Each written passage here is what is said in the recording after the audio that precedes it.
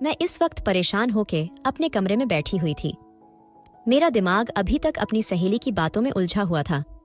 एक तरफ मेरी माँ थी और दूसरी तरफ मेरी मोहब्बत थी।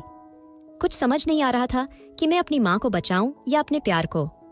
उन दोनों में से किसी एक को ही मैं बचा सकती थी। मेरा मोबाइल मेरे हाथ में था और दूसरी तरफ मेरी सहेली मेरे जवाब का इंतजार कर रही थी। आधी रात तक मैं इसी बारे में सोचती रही और फिर मैं एक फैसले पर पहुंच गई कि अगर मैंने अपनी माँ को खो दिया तो मैं कभी भी खुद को शायद माफ नहीं कर पाऊंगी। फिर मैंने अपनी सहेली का नंबर मिला लिया था। उससे मैंने अपना फैसला सुना दिया। मेरी बात सुनकर वह बहुत खुश हुई और मुझे कहने लगी कि मुझे तुमसे इसी समझदारी की उम्मीद थी। उसने मुझसे कहा कि मैं तुम्हें सोते नहीं अपनी बहन बनाकर लेकर जाऊंगी, तुम्हारा बहुत ख्याल रखूंगी। और मुझे यकीन था कि जो वह कह रही है वह सच है, क्योंकि वह मेरी सहेली से ज्यादा मेरी दीदी की तरह थी और मेरा हमेशा ही बहुत ज्यादा ख्याल करती थी। वह मुझसे बहुत ही ज्यादा प्यार करती थी। फोन बंद करने के बाद मैं रो पड़ी थी। प्यार की कुर्बानी देना, अपने प्यार से दूर रहना आसान काम नहीं था, मगर अपनी माँ की वजह से मुझे यह कुर्बानी देनी ही पड़ी थी, क्योंकि मेरे पास इसके अलावा और कोई रास्ता नहीं था। मैं जानती थी कि जब अजय को यह सब पता चलेगा तो वह मेरे बारे में क्या सोचेगा। उसे लगेगा कि मैंने उसे धोखा दिया है, जानबूझकर किसी और के साथ विवाह किया है। मगर हकीकत क्या थी यह तो माँ ही जानती थी, या फिर मेरा भगवान जानता था। वह रात मैंने कंटों के ऊपर बसर की थी। मैं जानती थी कि अब आने वाली हर रात ही मेरे लिए ऐसी ही तकलीफ का बहिश बनने लगी। अपनी माँ और सहेली को खुशी देने के लिए मुझे यह कुर्बानी देनी ही पड़ी। अजय को तो कोई भी लड़की मिल सकती थी, किसी भी अच्छी लड़की के साथ वह अपनी जिंदगी शुरू कर सकता था। मगर मेरी माँ को कुछ हो जाता, मैं उन्हें खो देती, तो मैं कभी भी खुद को माफ नहीं कर सकती थी। उनके बगैर मैं कैसे जी पाती। यही सोचते सोचते मैं भी सो गई थी और फिर अगले दिन अपनी माँ के बुलाने पर ही मेरी आंख खुली थी। आज भी उनकी तबीयत खराब थी। मैं उन्हें अस्पताल लेकर आ गई थी। डॉक्टर ने चेक करके कहा कि उनकी सेहत तो रोज ब रोज खराब हो रही है। मैं जब उन्हें लेकर वापस घर आई तो मेरी सहेली अपने पति के साथ घर में मौजूद थे और उन दोनों ने मेरे फैसले को पसंद किया था। मेरी सहेली के पति जल्द ही मुझसे शादी करना चाहते थे और फिर मैंने दिल पर पत्थर रखकर उनके साथ विवाह के लिए हाँ कर दी थी। जब मेरी माँ को यह बात पता चली तो उन्होंने मुझे इस बात से दूर रहने को कहा, क्योंकि उन्हें पता था कि मैं और अजय एक दूसरे को पसंद करते थे। तभी वह मेरे इस फैसले पर हैरान थी, मगर कोई भी मेरा यह फैसला बदल नहीं सका था। मुझे इस बात पर कोई पछतावा नहीं था कि मेरी माँ की जिंदगी सबसे बढ़कर अजीज थी। मुझे इस ज्यासी कितने प्रेम को छोड़कर अपनी माँ पर वार सकती थी। अजय मुझसे नाराज होकर वहां से चला गया था। उसका कहना था कि मैं उसके बिना खुश नहीं रह सकती। यह बात तो मैं भी जानती थी कि मैं उसके बिना खुश नहीं रह सकती। मैं उससे दूर रहकर भी उसे याद करने वाली थी। मैं इस वक्त अपने पति के कमरे में उनका इंतजार कर रही थी। मैं रूपा के बारे में सोच रही थी कि उसके लिए यह कितना मुश्किल होगा अपने पति को खुद ही किसी और लड़की के हवाले करना। तभी कमरे में आकर उन्होंने लाइट ऑन ऑफ कर दी थी। मुझे कहने लगे कि मैं अपनी पत्नी की जगह किसी और को देना मेरे लिए आसान नहीं है। तुम भी इस बात को समझ जाओ और कपड़े बदलकर इधर आओ। फिर जब मैंने वापस आई तो हम दोनों के दरमियान सब कुछ हो गया था, जो आज की रात का और इस रिश्ते का ताकाजा था। अब मैं पूरी तरह से उनकी हो गई थी। अब तो मेरे दिल में उनके लिए जगह भी बनने लगी थी। अगले दिन जब मैं उठी तो मैं रूपा से नजरें चुरा रही थी। मुझे उसको देखकर दुख का एहसास हो रहा था कि ऐसे लग रहा था जैसे मैंने उससे उसके पति को छीना है। मगर फिर मैंने यह सोचकर अपने ख्याल को झटक देती कि उसने खुद ही अपने पति से मेरा विवाह करवाया है। सुबह उठने के बाद मुझे पता चला कि मेरे पति ऑफिस में जा चुके हैं और इस वक्त घर में मेरे जीठ और रूपा मौजूद हैं। मैं रूपा के साथ ही अपनी माँ से मिलने के लिए आ गई थी। मेरी माँ मुझसे नाराज थी। वह अभी तक यह बात नहीं जानती थी कि मैंने आखिर यह विवाह करने का फैसला क्यों किया था। उन्हें अजय ने बहुत कहा था कि वह मुझे इस काम से दूर रखें, मगर जब मैंने उनकी भी यह बात नहीं मानी तो वह मुझसे नाराज हो गए थे। अगर उन्हें पता चल जाता कि मैंने यह फैसला क्यों किया है तो शायद उनकी नाराजगी खत्म हो जाती, मगर मैं उन्हें किसी किस्म के भी एहसास जुर्म में नहीं रखना चाहती थी। जब हम वापस आए तो सामने मेरा जीठ बैठा हुआ था। वह मुझे गहरी नजर से देख रहा था। उसकी आंखों में एक अजीब सा प्रेम मेरे लिए नजर आ रहा था। यह देखकर मैं घबरा गई थी कि मुझे अपने जीठ से डर लगता था, क्योंकि उसका चेहरा बुरी तरह से जल चुका था। अभी तक उसका इसी वजह से विवाह नहीं हो पाया था। उसको देखकर लड़कियां डर जाते थे। उसका रुपया पैसा भी उसके किसी काम नहीं आया था, क्योंकि न उसका चेहरा ठीक हुआ था और न ही कोई लड़की उसके पैसे की वजह से उससे विवाह करने के लिए थी। वह अकेले ही जिंदगी गुजार रहा था। उसे हमेशा देखकर मुझे उसे पर तरस आता था, मगर इस वक्त वह मुझे जिन नज़रों से देख रहा था उन्हें देखकर मैं डर गई थी। रूपा काफ़ी देर से मेरे चेहरे को देखती रही, फिर मुझे कहने लगी कि तुम रवि को देखकर दर्द क्यों जाती हो, वह बहुत अच्छा है। पता नहीं क्यों उसे देखकर मुझे डर लग जाता है। इसका चेहरा क्या सारी जिंदगी ऐसे ही रहेगा? यह ठीक नहीं हो सकता। रूपा उदास हो गई, तब कहने लगे कि इन लोगों ने बहुत कोशिश की है, मगर इसका इलाज मुमकिन नहीं हो सका। बात तब खत्म हो गई थी। मैं सोचती थी कि रूपा का दिल कितना बड़ा था कि उसने अपना पति मेरे हवाले कर दिया था। क्या उसे औलाद की इस कदर दिल में चाहत थी कि वह इतनी बड़ी कुर्बानी भी दे सकती थी?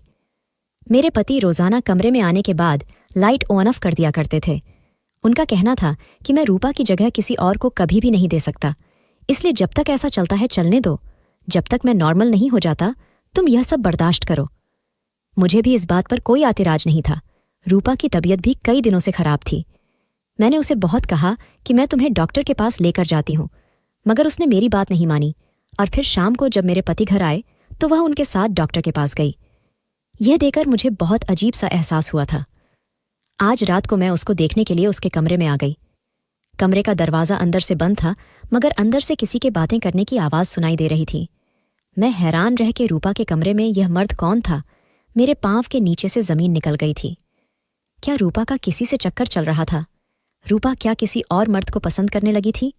जब भी उसने अपने पति की दूसरा विवाह करवा दिया था, तभी उसने अपने पति को मेरे हवाले किया, वरना वह क्यों ऐसा कर सकते थे? मैंने कमरे का दरवाज़ा खोलने की कोशिश की, मगर कमरे का दरवाज़ा अंदर से बंद था। फिर मैं सोचते हुए अपने कमरे में वापस आ गई थी। रूपा ऐसे कैसे कर सकते थे? वह तो अपने पति से बहुत मोहब्बत करती थी।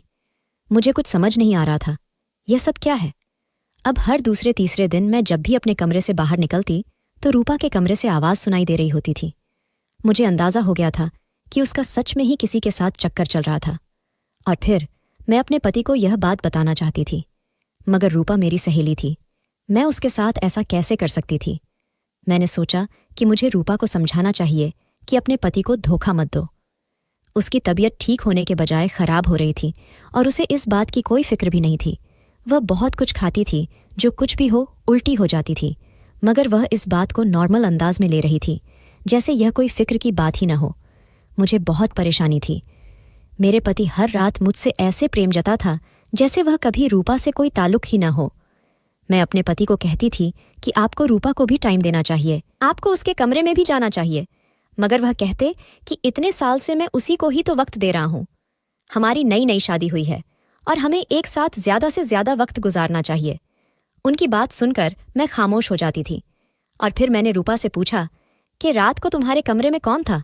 तुम किससे बात कर रही थी? जानती हो, अगर पति को पता चल गया तो क्या होगा? रूपा के चेहरे का रंग बदल गया। वह मुझे कहने लगी, यह बात किसी को भी मत बताना। यह सुनकर मुझे बहुत गुस्सा आया। मैं उसे कहने लगी कि मैं तो किसी को भी नहीं बताऊंगी, लेकिन अगर खुद से तुम्हारे पति को पता चल गया तो जानती हो क्या होगा? वह तुम्हें अपनी जिंदगी से निकाल देगा। रात को सोते हुए मैंने अजीब सा ख्वाब देखा था, जिसे देखकर मैं डर गई थी। मैंने अपने पति की तरफ देखा। वह सो रहा था। मुझे अंधेरे में बहुत डर लग रहा था, इसीलिए मैंने कमरे की लाइट ऑन कर दी। लाइट का ऑन करना ही था कि मेरे पति हर भरा कर उठ बैठे। अब जब मेरे उनके चेहरे पर नजर पड़ी तो मैं बुरी तरह से चीख पड़ी थी, क्योंकि मेरे सामने मेरे पति का... मैं छोटी सी थी जब मेरे पिताजी का इंतकाल हो गया था। मेरी माँ ने ही मुझे पाला था।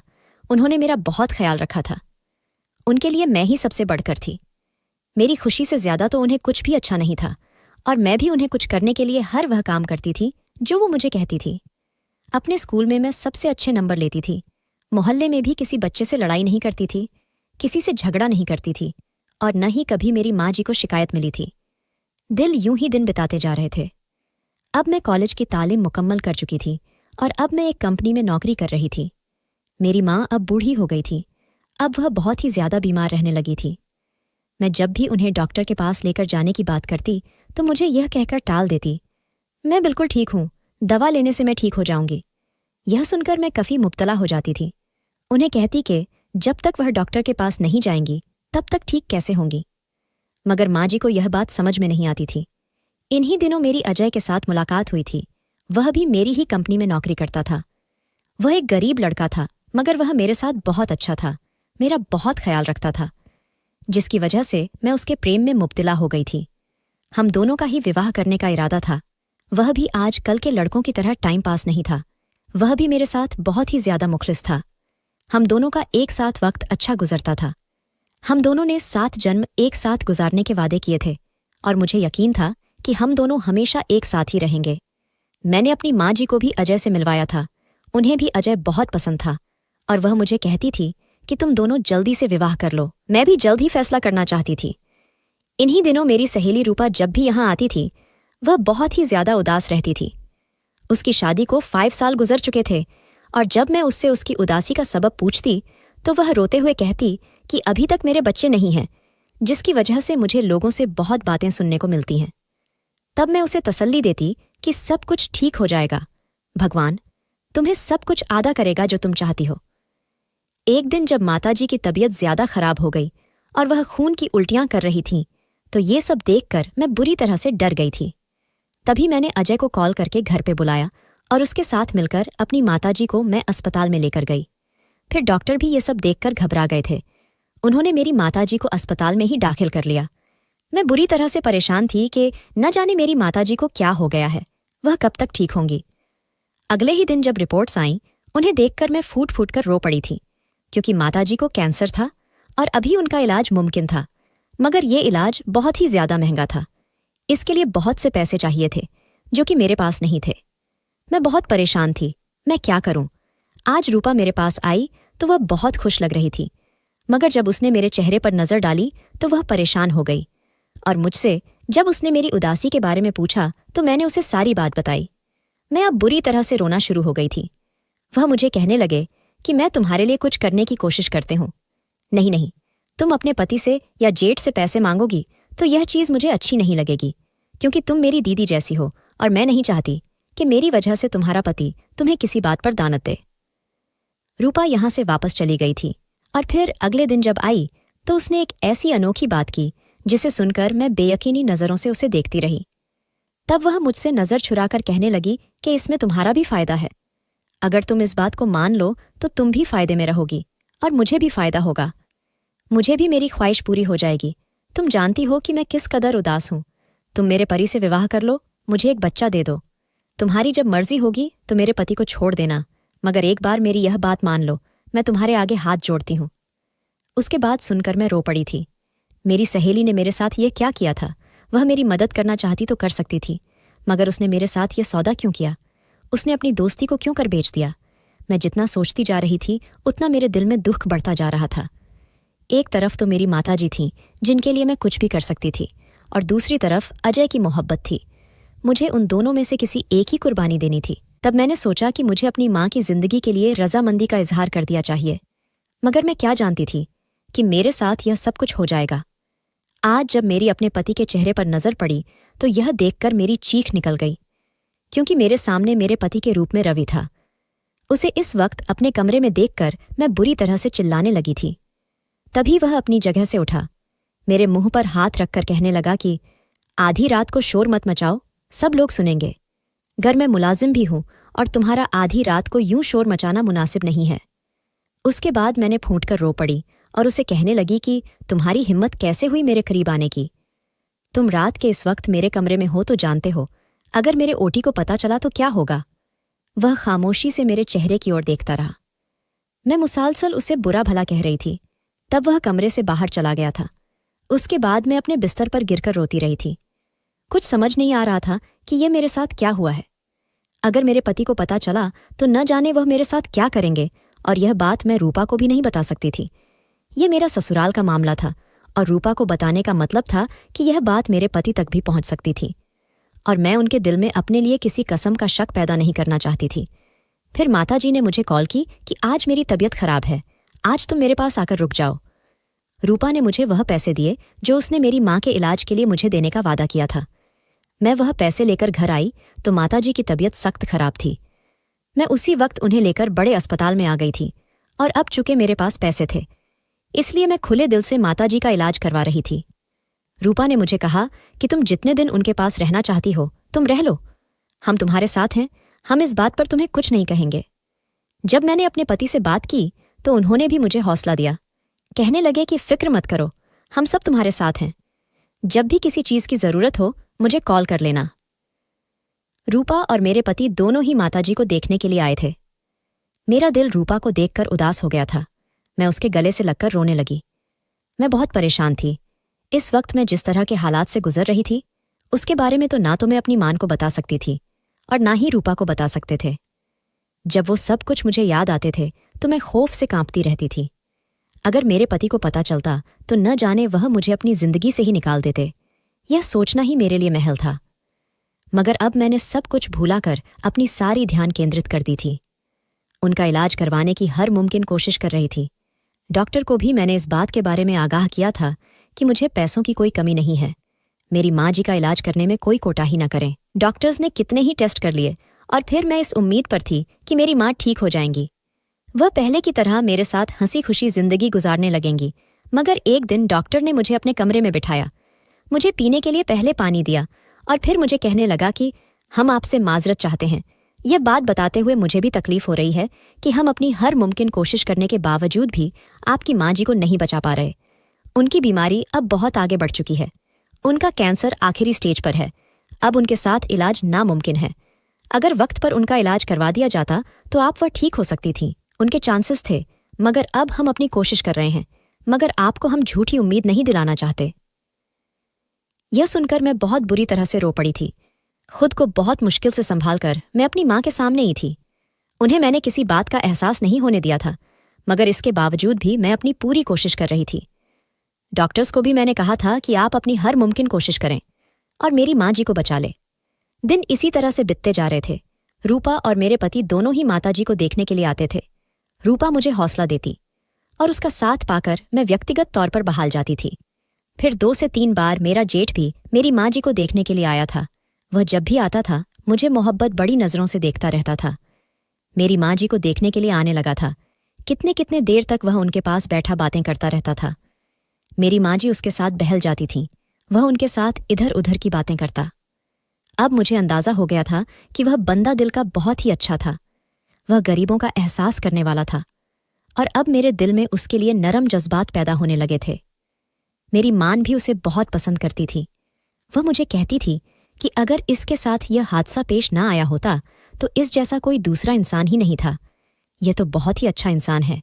लोग तो ज़ाहिरी शक्ल सूरत देखते हैं। इस सब में इस बेचारे का तो कोई कसूर नहीं है। यह तो इस हादसे के बाद से बदसूरत भी गया है। मुझे भी दिल ही दिल में शर्मिंदगी महसूस होने लगी थी। मैंने उसे इंसान को समझने की कोशिश ही नहीं की थी। उसे देखकर ही यह फैसला कर लिया था कि जितना वह देखने में भयानक है उतना ही वह अंदर से भी बुरा है। अब मेरी माँ जी की तबीयत पहले से भी ज्यादा खराब रहने लगी थी। अब उनके लिए अस्पताल में बहुत ज्यादा भाग दौड़ करने पड़ती थी और यह सारी भाग दौड़ रवि ही करता था। मुझे कुछ पता नहीं चलता था कि कौन सा टेस्ट कहाँ से करवाना है, किस डॉक्टर को कब बुलाना है, और यह सारा कुछ रवि ही करता था और मैं दिल ही दिल में उसकी एहसान मान थी। मगर इस सब से भी कुछ हासिल नहीं हुआ था। मेरी माँ जी एक दिन मुझे रोते हुए छोड़कर इस दुनिया से चले गए थे। मैं अब बिखर के रह गई थी। ऐसे वक्त में रूपा ही थी जिसने मुझे सहारा दिया था। वह मुझे कहने लगी, तुम्हारी माँ जी बहुत अच्छी है और ईश्वर उन्हें अपने पास अच्छी जगह पर रखेगा। तुम उनके लिए परेशान न होवा करो, तुम्हें पूजा किया करो, तुम्हें शांति मिलेगी। मैं फिर ज्यादातर वक्त पूजा में गुजारने लगी थी ताकि मेरे दिल को इत्मीनान हो, मेरे दिल को भी सुकून हो सके। काफी दिन से मैं माँ के घर में ही थी। उनकी तस्वीरों को देखती रहती। कितने कितने घंटे उनके कमरे में बैठी रहती, उनसे अकेले बातें करती रहती। मुझे ऐसे लगने लगा था कि मैं पागल हो जाऊंगी। ऐसे में रूपा और मेरे पति घर में आते। वह मुझे हौसला देते, साथ चलने के लिए कहते और मैं उन्हें कुछ दिन बाद आने का कहकर टाल दी करती थी। मेरा जेठ भी रोजाना घर में आने लगा था। कितने कितने घंटे बैठा रहता था, मेरे चेहरे की तरफ देखता रहता था। मगर मैं उसकी अच्छाई की कयाल होने के बावजूद भी उसके चेहरे की तरफ नहीं देख पाती थी, क्योंकि उसे देखकर मुझे खौफ का एहसास होता था। वह इस चीज को समझते हुए भी मेरे पास काफी सारा समय गुजारकर वहां से चला जाता था। अब मैंने रूपा में एक अजीब सी तब्दीली नोट की थी। उसका जिस्म बड़ा बड़ा सा लगने लगा था और वह पहले से खुश रहने लगी थी। मेरे पति भी बहुत खुश रहने लगे थे। मैं जब रूपा से इस बात की वजह पूछती तो वह मुझे टाल दिया करती। न जाने मुझे ऐसा क्यों लगता था जैसे वह मुझसे कुछ छुपा रही थी। कोई ऐसी बात थी जो मेरे सामने होते हुए भी मुझे नजर नहीं आ रही थी, मगर वह बात किया था। मुझे यह समझ ही नहीं आ रहा था। अब जब काफ़ी सारे दिन बीत गए तो मैंने वापस जाने के बारे में सोच लिया था। फिर फैसला कर लिया था कि अब मुझे अपने घर जाना ही पड़ेगा। मुझे दिल ही दिल में इस बात का भी दुख था कि मैंने शादी करने में जल्दी कर दी थी। ये शादी तो मैंने अपनी माँ की वजह से की थी, मगर ऐसा करके भी उनकी जान नहीं बचा पाई थी। अगर मैं आज रूपा के पति के साथ शादी ना करती तो आज फिर मैं अजय को हासिल कर सकती थी। आज हम दोनों एक साथ जिंदगी गुजार सकते थे, मगर अब तो ऐसा मुमकिन ही नहीं था। और फिर कुछ दिन के बाद जब मैं घर आई तो पूजा ने मुझे कुछ दिल्ली से घर में वेलकम किया था। अब फिर से रूटीन की जिंदगी शुरू हो गई थी। अभी भी मेरे पति कमरे में आने के बाद लाइट ऑन ऑफ कर दिया करते थे, मगर चूंकि उस दिन का खौफ मुझ में सवार था, उसके बाद से मैं डर गई थी। इसलिए मैंने अपने पति को साफ तौर पर कह दिया कि आज के बाद मैं कमरे के लाइट ऑन ऑफ नहीं करूंगी। यह सुनकर वह हैरान रह गए। तब मैंने उन्हें बताया कि मेरे साथ एक ऐसा हादसा गुजर चुका है जो मैं चाहकर भी आपको नहीं बता सकती, मगर आपसे यह मेरी दरख्वास्त है कि आप मुझसे कभी पूछेंगे भी नहीं। और फिर मेरे पति कमरे से बाहर चले गए थे। उसके बाद 2 दिन गुजर गए थे। अभी तक मेरे पति रात को कमरे में नहीं आए। इस बात पर मुझे खैरात होती थी कि आखिर उन्हें लाइट ऑन ऑफ करने की बात पर एतराज क्यों था। मुझे दिल ही दिल में शक होने लगा था कि कहीं कुछ गलत तो नहीं था जो कुछ उस दिन मैंने देखा था। वह क्या था? मेरा जेठ उस दिन इस कमरे में क्या कर रहा था? कहीं ऐसा तो नहीं कि रोजाना मेरा जेठ ही पति के बजाय मेरे कमरे में आ जाता हो? यह सोचकर मैं कानों कान रह गई। नहीं, ऐसा नहीं हो सकता। और फिर कुछ दिनों से मेरी तबीयत भी खराब रहने लगी थी। मैं रूपा के साथ डॉक्टर के पास आई तो वह मुझे चेकअप करने के बाद रूपा से कहने लगी कि भगवान ने चाहा तो वह आप दोनों को बेटा अता करेगा, और आपको देखकर साफ अंदाज हो रहा है कि आपका बेटा ही होगा। यह सुनकर मेरा मुंह खुले का खुला रह गया था। रूपा की तरफ देखा तो उसके चेहरे का रंग बदल गया था। रूपा घबरा गई थी। मैंने रूपा से पूछा कि डॉक्टर ये सब क्या कह रही है? वह मुझे कहने लगी कि तुम घर चलो, मैं तुम्हें घर जाकर सब बताती हूँ। जब तक हम लोग घर आए मैं यही सब कुछ सोचते सोचते परेशान हो गई थी। घर आने के बाद रूपा कहने लगी कि डॉक्टर को गलतफहमी हुई होगी। वह न जाने किस वजह से यह बात कह रही थी। हालांकि वह जानती है कि मेरी शादी को तो इतने साल गुजर चुके हैं और अभी तक मेरे बच्चे नहीं हैं। उसकी बात सुनकर खामोश हो गए थे। कुछ दिनों के बाद से रूपा की तबीयत ऐसी हो गई थी जिससे मैं चाहकर भी नजरअंदाज नहीं कर सकती थी। उसका पेट बाहर निकलने लगा था और उसकी खुशी देखकर अंदाजा होता था कि यकीनन उसकी बड़ी ख्वाहिश पूरी होने वाली थी। शायद वह माँ बनने वाली थी, मगर वह मुझसे यह बात क्यों छुपा रही थी? मुझे इस बात की कुछ समझ नहीं आ रही थी। एक दिन मैंने उसे अपने पति से बात करते हुए सुन लिया तो मैं सीधा उनके कमरे में गई और उन्हें कहने लगी कि मुझे आखिर सच सच बताओ, यह सब क्या ड्रामा है? तुमने मुझसे यह बात क्यों छुपाई कि तुम माँ बनने वाली हो? अगर तुम्हें औलाद की खुशी मिलने वाली थी तो तुमने अपने पति की शादी मुझसे क्यों करवाई? मेरी बात सुनकर वह दोनों एक दूसरे को देखने लगे। तभी रूपा कहने लगी कि हम इससे ज्यादा वक्त तक सच नहीं छुपा सकते। एक न एक दिन तो उसे सच पता चलना ही था, तो क्यों ना आज ही हम इसे सारी सच्चाई बता दें। उनकी बात सुनकर मैं हैरान रह गई। मुझे ऐसे लगने लगा था जैसे वह मुझे कोई ऐसी बात बताने वाली है जिसे सुनकर मुझे शदीद धचका लगेगा। तब उन दोनों ने मुझे अपने पास बैठने को कहा। जब मैं उनके सामने बैठ गई तो वह कहने लगे कि रवि छोटा सा था तो वह बहुत ही प्यारा बच्चा था। वह घोड़ा चीता सा था, उसे देखकर हर कोई उससे प्यार करता था। एक दिन वह बापू के साथ मेले पर गया था और फिर बापू के हाथ से उसने अपना हाथ छुड़ा लिया था। वह वहां से भागने लगा था। वह एक जगह पर ठोकर खाकर गिर गया था। उसका चेहरा जलते हुए तेल की कढ़ाई में जा लगा था, जिसकी वजह से उसका चेहरा बुरी तरह से झुलस गया था। उसी वक्त उसे डॉक्टर के पास लेकर जाया गया। उसके चेहरे का इलाज करवाने की कोशिश की गई, मगर उसका चेहरा ठीक नहीं हो सका। डॉक्टर का कहना था कि वक्त गुजरने के साथ साथ जब वह बड़ा हो जाएगा तो सर्जरी की मदद से उसका चेहरा ठीक किया जा सकता है। यह सुनकर दोनों माँ पिता हमोहोश हो गए थे कि उनके पास डॉक्टर की बात मानने के अलावा और कोई चारा नहीं बचा था। मगर बड़ा होने पर भी जब उसे सर्जरी के लिए लेकर गया तो तब भी तमाम डॉक्टर्स ने मजरत कर ली थी। उनका कहना था कि रवि का चेहरा अब कभी भी ठीक नहीं हो सकता। सर्जरी करवाई गई तो उसका चेहरा मज़ीद बिगड़ सकता है। और यह सुनकर हम सभी परेशान हो गए थे। रवि का कहना था कि वह जैसा भी नजर आता है वह ठीक है, उसे खुद को बदलने की जरूरत नहीं है, मगर हर किसी की सोच ऐसी नहीं होती। उसके लिए रिश्ता देखा जाता था तो लड़की उसे देखकर इनकार कर देती थी। उसका रुपया पैसा मर्तबा कोई भी उसके काम नहीं आया था। उसकी शक्लो सूरत को बुनियाद बनाकर लड़कियां उसे देखकर नफरत से मुंह मोड़ लिया करती थीं। यहां तक कि उसे एक लड़की से बेतहाशा प्रेम भी हो गया था। वह लड़की के लिए जान भी दे सकता था, मगर वह लड़की उसकी शक्ल देखने के लिए तैयार नहीं थी। हमारी शादी पर ही उसने तुम्हें देखा तो तुम्हें देखते ही तुम पर दिल हार गया था। वह तुमसे शादी करना चाहता था, मगर हम लोग जानते थे कि तुम भी बाकी लड़कियों की तरह उसे देखकर ही नजर फेर लोगी। तुम्हारे बारे में पता था कि तुम अजय को पसंद करती थी और यकीनन तुम दोनों शादी भी करने वाले थे। मैं जब भी रूपा से तुम्हारे बारे में इस चीज के लिए कहता तो यह बताई कि तुम कभी भी नहीं मानोगे। आप कोई और लड़की अपने भाई के लिए देख ले। और फिर उसे दिन जब रूपा ने मुझे तुम्हारे मास्टर जी के बारे में बताया तो मेरे जहन में यह ख्याल आया कि मैंने रूपा से कहा कि वह तुमसे बात करें, कि तुम्हें वह इस तरह से ट्रैप करने की कोशिश करें। हो सकता है कि यूं तुम हमारी बातों में आ जाओ, और ऐसा ही हुआ था जैसा मैंने सोचा था।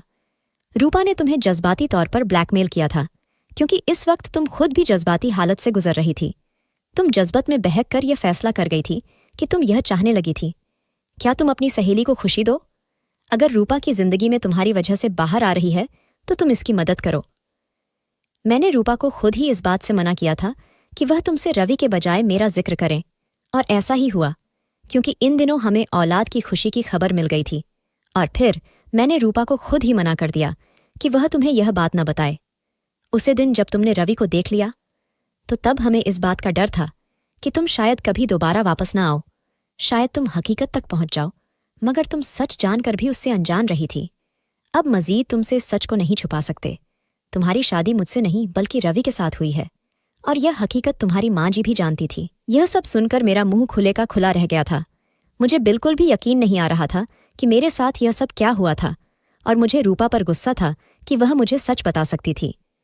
मैं उस वक्त इस कदर मजबूर थी कि मैं कोई भी फैसला कर सकती थी, उसके जेठ के साथ शादी कर सकती थी, और फिर मैंने इस हकीकत को तो तस्लीम कर लिया था। वैसे भी मैं यह जान गई थी कि ज़ाहिरी शक्ल सूरत कुछ भी नहीं होता, इंसान का दिल अच्छा होना चाहिए। यकीनन मेरे पति का दिल बहुत अच्छा था, वह मेरा बहुत ख्याल भी रखते थे, और मेरी माँ जी भी तो उन्हें पसंद करती थी। यकीनन मेरी माँ जी ने उनकी अच्छाई को देख लिया था। आहिस्ता आहिस्ता मैंने इस रिश्ते को कबूल कर लिया तो मेरे पति इस बात पर बहुत खुश थे। वह मेरा शुक्रिया अदा करते नहीं थकते थे कि मैंने उनकी जिंदगी में शामिल होकर उनकी जिंदगी में बहार लेकर आए हो। रूपा भी मुझसे बहुत कुछ थी, मैंने उसके फैसले की लाज रख ली थी। अब हम दोनों एक ही घर में सहेलियों की तरह रहने लगे थे। कुछ समय के बाद भगवान ने हम दोनों को बेटों से नवाज दिया था, और हम दोनों इस बात पर खुश थे कि हमारी जिंदगी मुकम्मल हो गई थी। मेरे जिंदगी में जो भी कमी थे वह दूर हो गई थे, और अब मेरे दिल में किसी के साम का कोई मलाल नहीं था।